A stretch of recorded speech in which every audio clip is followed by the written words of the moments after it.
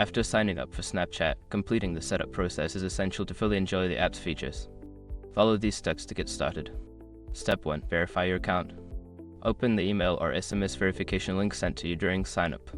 This step ensures that your account is secure and that you have access to your registered email or phone number.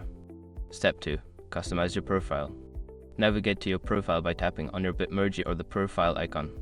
Here, you can add a profile picture, update your display name, and write a short bio to let friends know more about you. Step 3. Adjust privacy settings.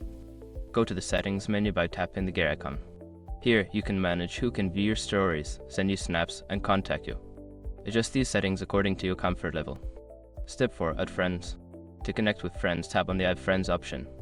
You can search for friends by username, sync your contacts, or use snap codes to quickly add people you know. Step 5. Explore features.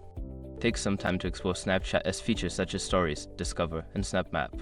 Familiarizing yourself with these options will enhance your experience and help you make the most of the app. Now that you have completed this setup process, you are ready to start snapping and sharing with your friends. Enjoy using Snapchat.